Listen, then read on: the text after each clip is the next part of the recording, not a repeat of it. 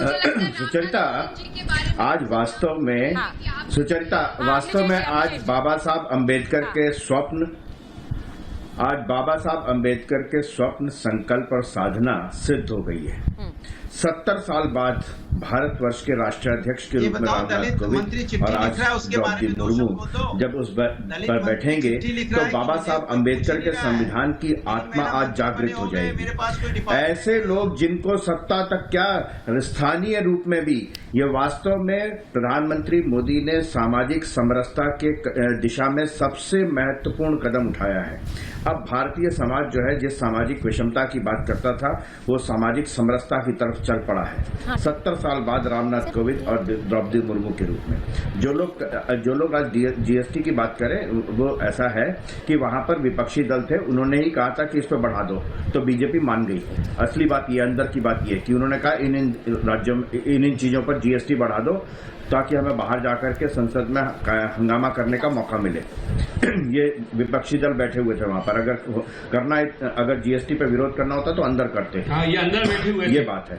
लेकिन आज इस पर बात न मैं करना चाहता हूं न आप सुचरिता जी करना चाहती हैं। आज सबसे बड़ी बात यह है कि आजादी के 75 वर्षों पश्चात भारत के राष्ट्राध्यक्ष के रूप में द्रौपदी मुर्मू जैसी महिला जिसने जीवन में लगातार संघर्ष किया हो, सकारात्मक नजरिया रखा हो और प्रत्यक्षतः उस समाज के उस हिस्से तक पहुंची हो अपने क्रियाकलापों से जहां तक शायद सत्ता की सुविधाएं नहीं पहुंच पाती। और ये भी आपको बताऊं सुचरिता जी कि यहाँ पर जी अवनीश जी जो गणित हमारे पास आ रहा है, मैं एक बार जरा अपने दर्शकों को बताना चाहती हूँ कि द्रौपदी मुर्मू को 540 सांसदों के वोट मिले हैं। 540 सांसद। पहले ये ब्रेकिंग दिखा सकते हैं, फिर अनामिका और शिखा के पास जाएंगे।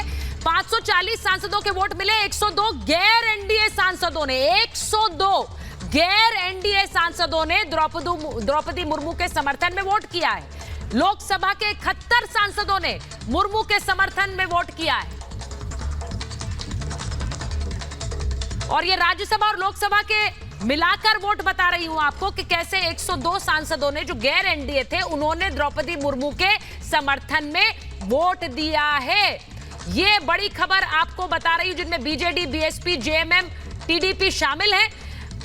मेरे साथ अनामिका जुड़ी हुई है और अनामिका उड़ीसा में उनके घर पर मौजूद हैं और साथ ही साथ मेरे साथ शिखा है जो कि बीजेपी मुख्यालय पर है।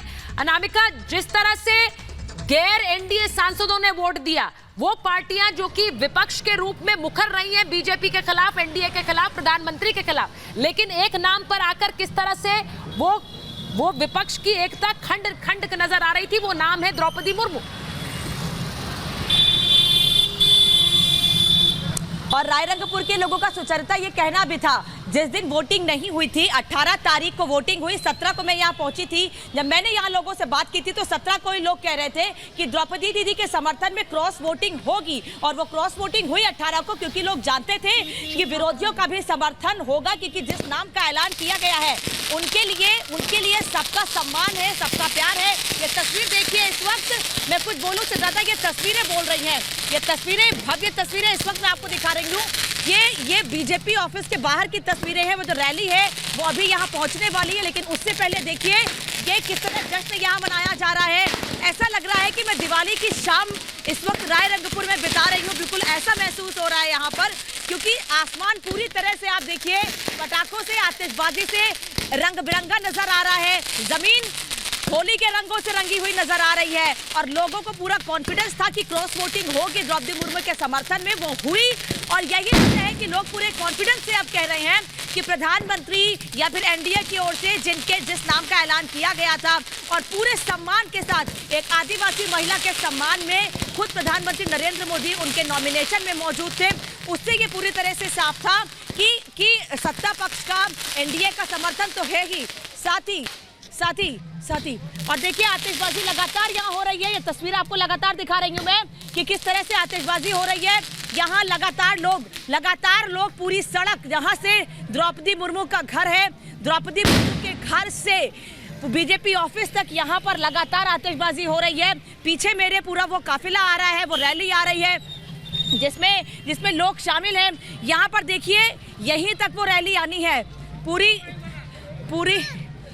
पूरी रोड मना लीजिए। आज आपके लिए दिवाली का दिन है, आप दिवाली वहां मना लीजिए और शिखा यहाँ पर बीजेपी मुख्यालय में होली मना रही हैं।